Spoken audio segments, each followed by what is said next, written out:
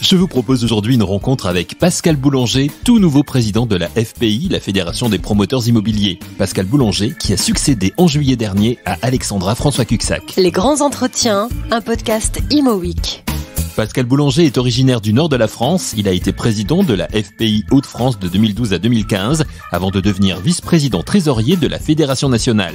Il est par ailleurs le président fondateur du groupe Pascal Boulanger, qui emploie près de 6000 salariés, groupe qui intervient dans la promotion immobilière, la gestion immobilière, le service à la personne, les espaces verts ou encore la rénovation-décoration. Pascal Boulanger a également présidé le réseau entrepreneurial du Grand Lille, Entreprises et Cités, qu'il a depuis transformé en fonds de dotation. Il nous parle de ses premières semaines de nouveau président de la FPI. Le bureau est constitué, on a déjà défini chaque vice-président, ça aura ses thèmes bien choisis. Au préalable, les vice-présidents étaient un petit peu multi-sujets. Moi, j'ai préféré un sujet par vice-président, donc une plénipotentiaire dans sa compétence et totalement responsable. Il rendra bien sûr compte au président et au président délégué également, mais c'est surtout ça, c'est vraiment une compétence donnée et une confiance totale à un vice-président. Donc ça, c'était le premier thème. J'aurais bien expliqué tout ça. On a commencé nos travaux et surtout le thème du mandat va être d'aider les maires à nous délivrer les permis. Ça va vraiment être le thème de ce mandat. Trop souvent, on a stigmatisé les maires en disant ils ne veulent pas nous donner les permis. C'est vrai. Mais je pense qu'il faut qu'on en fasse des amis.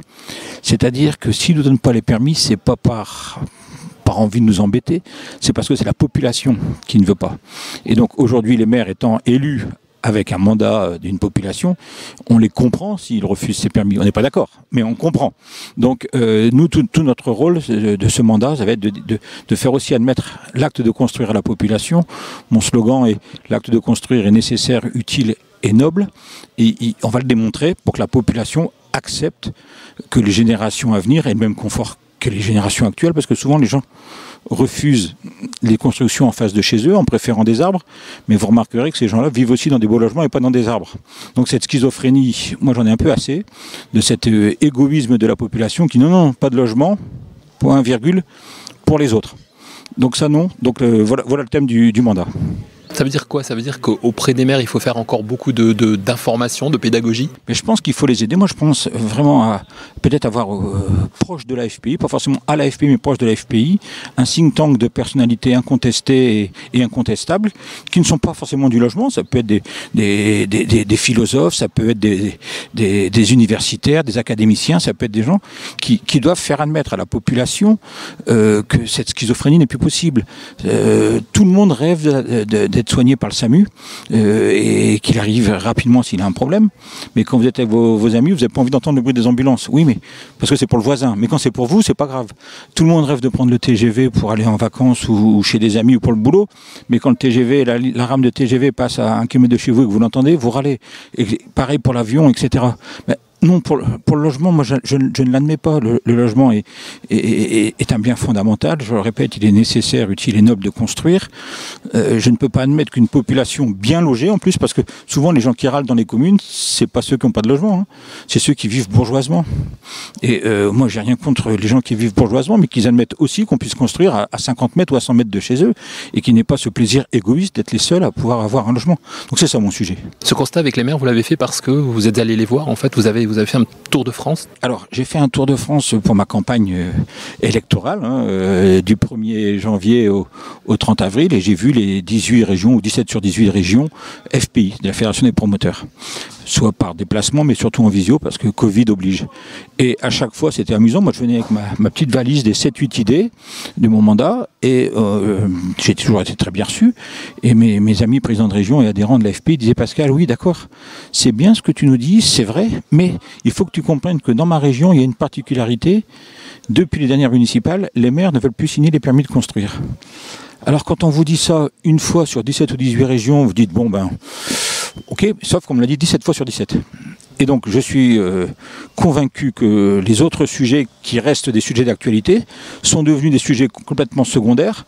Ça me fait penser, vous qui êtes journaliste, aux grandes libertés de la Troisième République, où liberté syndicale, liberté d'association, etc. Et on disait, il y en a une qu'on ne peut pas museler, c'est la liberté de la presse, parce que si on muselle celle-là, toutes les autres, on ne pourra plus les dénoncer si elles sont muselées.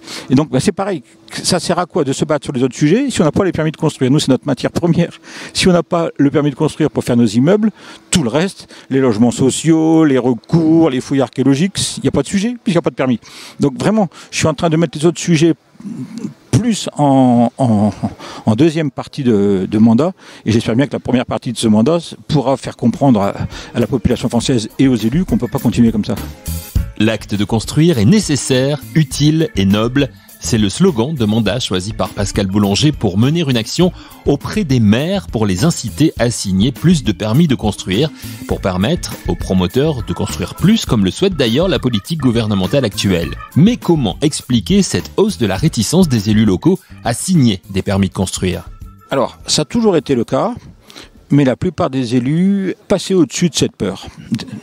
Mais là, il y a eu un phénomène aux élections municipales. Nous, on connaît ce phénomène, si vous voulez. Avant les élections municipales, les élus disent « Oh là là, attends, c'est pas le moment de faire du bruit dans ma ville, de la poussière. Si je suis réélu, je vous promets, monsieur le promoteur, je signerai votre permis. Et puis, si je suis pas réélu, vous verrez que mon successeur, ça se passera bien. Mais non, rien. Bon, on le comprend. On n'est pas forcément d'accord, mais bon, allez, ça fait partie d'un jeu. Sauf que là, c'est pas ça du tout qui s'est passé. Il s'est passé ça, et dans un second temps, tous les maires qui ont été élus ont vu que les grands maires bâtisseurs avaient été battus, ou leurs successeurs, peu importe, les équipes. On pense bien évidemment, on pense à Lyon, on pense à Bordeaux, et d'autres villes, Strasbourg, etc. Et du coup, il y a une espèce de contagion sur les autres maires en disant, mais ils échangent entre eux, bien évidemment. Ils se sont dit, mais t'as vu, aujourd'hui, un maire bâtisseur est par définition un maire battu. La France ne veut plus, la population française ne veut plus qu'on construise. Donc moi, le maire, il y a deux logiques là-dedans. Il y a une logique, entre guillemets, logique du maire, de dire, moi j'ai été mandaté par une population, si elle veut plus, je suis bien obligé de respecter le mandat. Et puis il y a une logique un peu plus égoïste du maire, de dire, de toute façon, si je ne respecte pas, la population s'en souviendra, elle me mettra une claque aux prochaines élections. Donc aujourd'hui, on rencontre les maires, on parle en off. Là. Je suis devant un micro, mais quelquefois je suis en off dans un bureau d'un maire qui me dit, écoute, ton projet, Pascal, ou le projet de ton confrère, il est très bien, il respecte le PLU, je dois le signer, mais si je le signe, je signe entre guillemets mon arrêt de mort en tant que maire. C'est ça le vrai problème. Donc il faut faire comprendre à la population qu'on ne peut pas, on a tous des enfants, on a une population qui est croissante en France et c'est plutôt une bonne nouvelle, faut bien les mettre quelque part, quoi. Donc arrêtons cet égoïsme. Oui, si vous avez un immeuble en face de chez vous, oui, surtout dans une zone qu'on doit urbaniser. On nous parle du ZAN, c'est aussi un vrai sujet, le zéro artificialisation nette. Mais pourquoi pas le ZAN si et seulement si, dans les endroits à urbaniser, on accepte la densité. Sauf que nous, on nous dit, ah non, il faut mettre le ZAN et pas forcément de la densité ailleurs. On construit où ? Donc c'est ça notre sujet, c'est vraiment l'acceptabilité de l'acte de construire. Je me répète un peu et je vous prie de m'en excuser, mais les autres sujets me paraissent aujourd'hui, comme je vous disais pour les grandes libertés, un peu secondaires, parce que si on n'a pas ce sujet-là, tout le reste n'existe pas. Mais est-ce que ce sujet-là, justement, ne découle pas aussi de tout ce qui est en train de se passer, justement des évolutions, des évolutions aujourd'hui du monde du logement? On l'a vu avec les confinements, les Français aujourd'hui changent un petit peu leur manière de concevoir leur logement. Est-ce que tout cela n'est pas consécutif ? Peut-être, j'en suis pas convaincu, peut-être, je ne sais pas. Moi je pense vraiment qu'on a affaire maintenant à une population, je vous l'ai dit, j'ai pris l'exemple du SAMU, du TGV, de l'avion, et on peut multiplier ça à l'envi. Je pense qu'on a une population qui est devenue pleine de droits et plus de devoirs, quoi. Et c'est vrai que si on a une belle propriété avec une belle vue, on n'a pas forcément envie qu'un immeuble soit en face de chez nous. Mais vous savez, moi je suis dans la métropole lilloise et il y a à peu près 95 communes.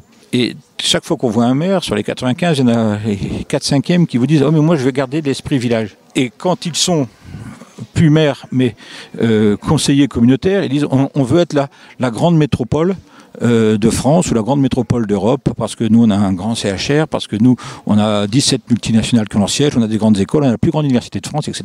Je suis un petit peu plus pour ma région. Et ces mêmes personnes se disent oui, il faut faire une très grande métropole, Très bien. Là, c'est quand ils sont soit vice-présidents, soit conseillers communautaires. Et quand vous allez les voir dans leur propre commune, alors qu'une heure avant, ils étaient à la tribune de la MEL, métropole européenne, de Lille, là, ils vous disent « Attends, oui, d'accord, mais moi, j'ai une particularité.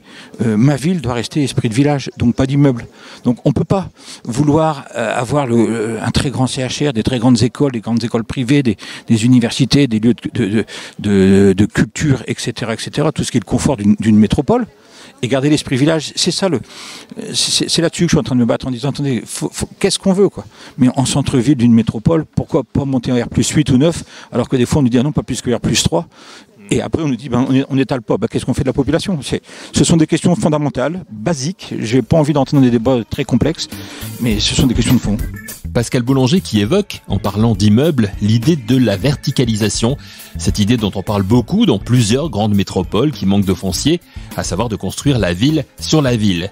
On en parle beaucoup, mais concrètement, du côté des promoteurs, à ce jour, on ne voit pas énormément de réalisations en la matière. Qu'en pense Pascal Boulanger ? Non, parce que j'ai l'impression que dans la tête de l'élu, auteur veut dire délinquance. Et donc, on a la chance de voyager, de faire un peu de benchmarking. Dans toutes les grandes capitales du monde, ça monte très très haut. Et souvent, plus ça monte d'ailleurs, plus les immeubles sont luxueux. Dans la tête française, c'est l'exemple des banlieues, avec les bars des banlieues, des immeubles de grande hauteur, ce sont des nids à délinquance. Je pense que la population française n'a pas encore admis ou compris ou réfléchi à ce que la hauteur est souvent d'ailleurs maintenant synonyme de grande qualité. Alors un mot, si vous le voulez bien, Pascal Boulanger, sur le marché du neuf. Aujourd'hui, on sait qu'il a un petit peu souffert. C'est peut-être consécutif à tout ce dont vous venez de nous parler d'ailleurs ces dernières années. Comment se porte-t-il en cette deuxième partie d'année 2021 ? Alors aujourd'hui, le problème, il est consécutif de ce que je viens de vous expliquer. On est en sous-offre. Les promoteurs sont heureux quand ils ont à peu près 12 mois de stock. C'est-à-dire un promoteur qui fait, je dis n'importe quoi, 1000 ventes par an est content quand il a 1000 appartements à la vente. Il est inquiet quand il est au-dessus de 14 mois et en dessous de 9-10 mois, on ne l'a jamais vu. Aujourd'hui, on est aux alentours de 7,50, 7,5. C'est un chiffre très très bas. On est en crise d'offres.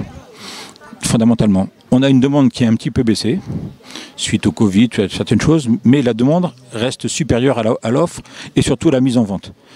Tout ça est corroboré en plus avec la faute à pas de chance, mais des retards de chantier dus au Covid, dus à la pénurie d'approvisionnement des matériaux.